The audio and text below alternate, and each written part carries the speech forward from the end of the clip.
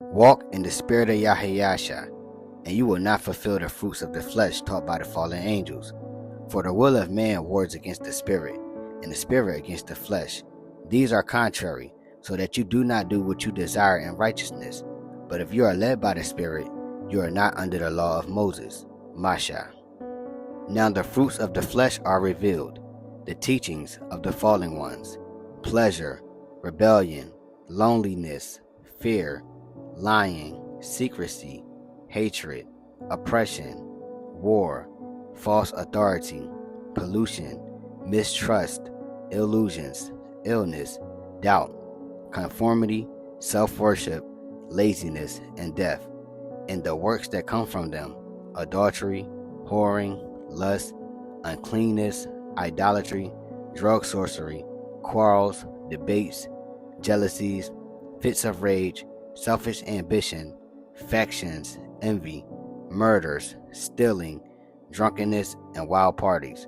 I warn you again, as before, those who practice these things will not inherit the kingdom of Yah.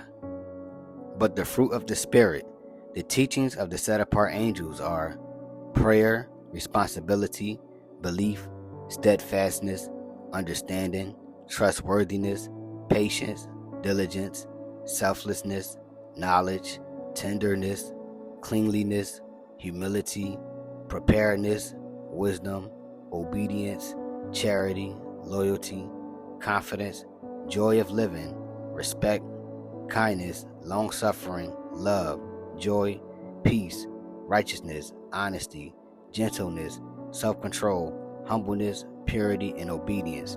And those who belong to Yahayasha have put to death the will of man with his passions and desires. If we live in the Spirit, let us also walk in the Spirit, showing love, truth, and righteousness in all things. Let us not be boastful, provoking one another, or envying one another, but let us build each other up in the way of life. But as the days of Noah, Nayach, so shall also the coming of Yahayasha be. For in those days before the flood, they were eating and drinking, not in purity, but in drunkenness, feasts, and lasciviousness.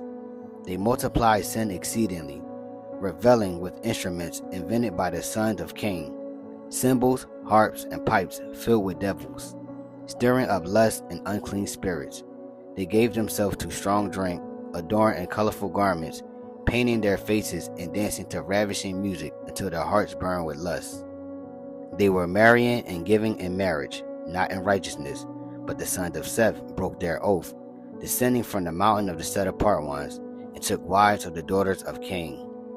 These women were clothed in splendor, tattooed and painted, and they enticed the sons of Seth, Shat, until they mingled their seed.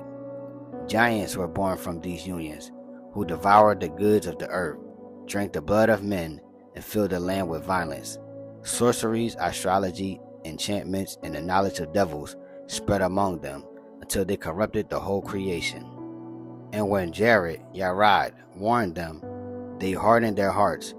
When Enoch cried out, "Do not descend from the mountain of the set-apart ones, nor forsake the commandment of our fathers," they rebelled. 100 men at a time left the mountain, until only Enoch, Methuselah, Lamech, and Noah remained righteous. All others fell into defilement, mingling with the children of Cain. Thus innocent was lost, purity forsaken, and the people became children of the devil instead of children of Yah. And they knew not until the flood came and took them all away, when their music, their fornications, their drunkenness, their sorceries, their shedding of blood, and their rebellion against the law of Yah reached its fullness. But Noah found favor, walking in righteousness and keeping the commandments of Yah. So shall also the coming of Yahayasha be.